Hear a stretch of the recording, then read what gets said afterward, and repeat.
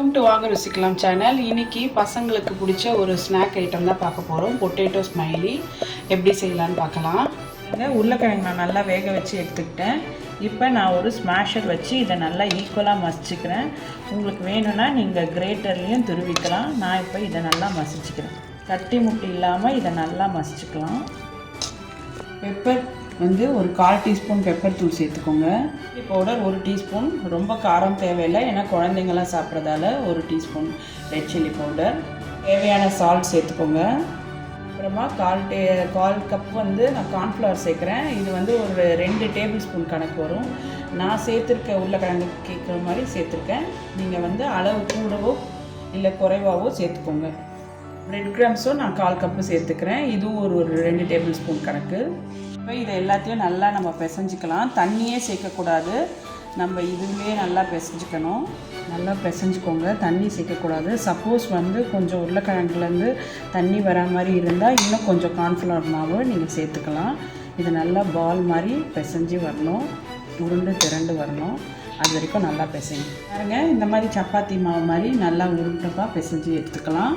நீங்கள் தண்ணி இருக்கக்கூடாது. நல்லா எவ்வளோ வேணுமோ கார்ன்ஃப்ளவர் போட்டு நல்லா திக்காக பிசைஞ்சிக்கோங்க. இதை ஒரு 30 நிமிஷம் நான் ரெஃப்ரிஜரேட் பண்ணுறேன். அதுக்கப்புறமா இதை நம்ம ஸ்மைலியாக தட்டலாம்.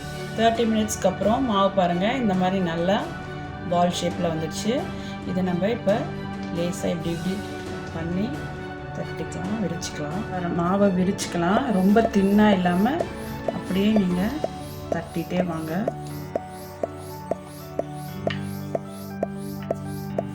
ஒரு ஷார்ப் எட்ஜ் உள்ள இது எடுத்துக்கோங்க. நல்லா ப்ரெஸ் பண்ணி விடுங்க. இந்த மாதிரி வரணும்.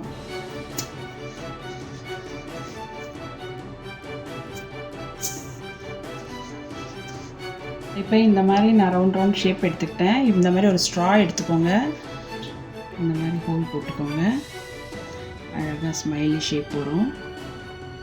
ஒரு ஸ்பூன் எடுத்துக்கோங்க. அதுக்கு லிப்ஸ் மாதிரி இது பாருங்கள். நம்ம ஸ்மைலி சூப்பராக ரெடி ஆகிடுச்சு. இந்த மாதிரி நான் எல்லா மாவுலையும் போட்டுக்கிறேன். இப்போ ஸ்மைலி பொரிக்கிறதுக்கு நான் ஆயிலை ஹீட் பண்ணிக்கிட்டேன். மீடியம் ஹீட்டில் வச்சு நம்ம பொரிக்கணும்.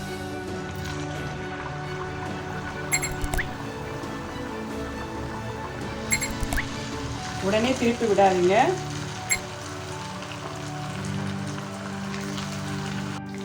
ஒரு பக்கம் நல்லா செவந்துடுச்சு பாருங்கள். நான் இப்போ தான் நான் இன்னொரு பக்கம் திருப்பி விடுறேன். இந்த மாதிரி 2 பக்கமும் திருப்பி நல்லா செவக்கிற வரைக்கும் நம்ம பொரிக்கலாம்.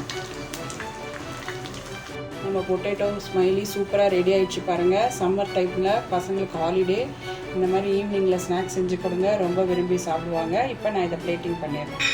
பாருங்கள், நம்மளுடைய பொட்டேட்டோ ஸ்மைலி எவ்வளோ சூப்பராக ரெடி ஆகிடுச்சு. குயிக்காகவும் இதை செஞ்சிடலாம். பாருங்கள் எவ்வளோ சூப்பராக கிறிஸ்பாக இருக்குது. இதை போட்டு இப்படி டொமேட்டோ கெச்சப்பில் தொட்டு சாப்பிட்டா சும்மா அருமையாக இருக்கும். இந்த டிஷ் பிடிச்சா லைக் கொடுங்க, கமெண்ட் பண்ணுங்கள். நம்ம சேனலை உங்கள் ஃப்ரெண்ட்ஸோடு ஷேர் பண்ணுங்கள். தேங்க்ஸ் ஃபார் வாட்சிங்.